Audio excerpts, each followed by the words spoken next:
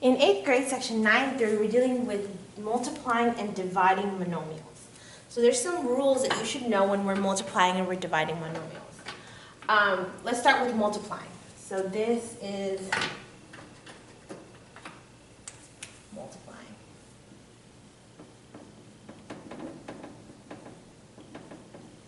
And this is dividing. Sorry, I didn't give myself room. Okay, so when we're multiplying monomials, so I have 10 to the power of 2, so that's 10 times 10, and 10 to the power of 3, 10 times 10 times 10, which is the same thing as saying 10 times both exponents, which is 10 to the 5th.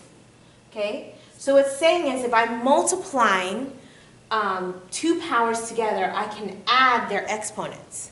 But this only deals with if they have same base multiplied. So you see the base here is 10. If I have one 10 and the other one 9, it doesn't work. It's only if the base is the same can I apply this rule. And then I can add the powers. So if the same base being multiplied, then I can just add powers. Now dividing is the opposite. If I have 4 to the 5th divided by 4 to the 2nd, that means I have 5 4s and then 2 4s down here. So whenever I have a top and the bottom the same, when I'm like reducing fractions, right? I can cross out what they have in common. Well, there's one 4 and there's another 4. So I have 3 4s left over on top. So I end up with 4 to the 3rd. It's the same thing as instead of adding here, I subtract.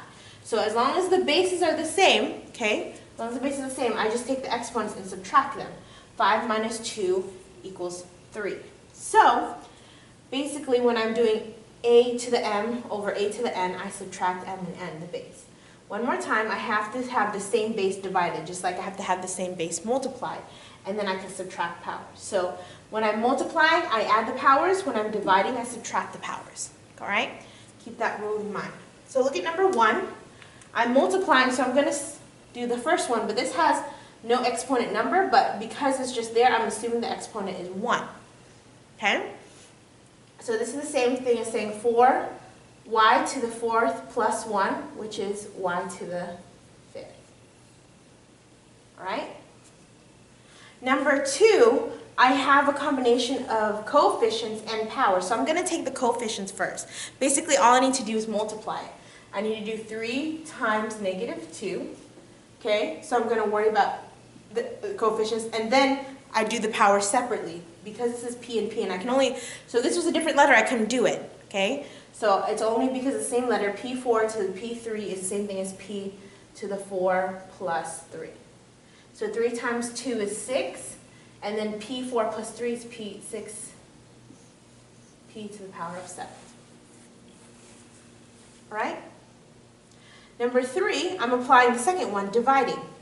So this is the same thing as saying 4, 11 minus 5. Which is 4 to the 6.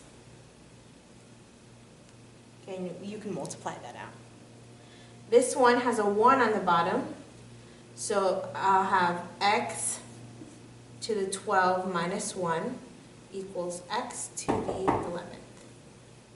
All right, so go ahead and try page 497, numbers 3, 4, and 6, and I will see you in class.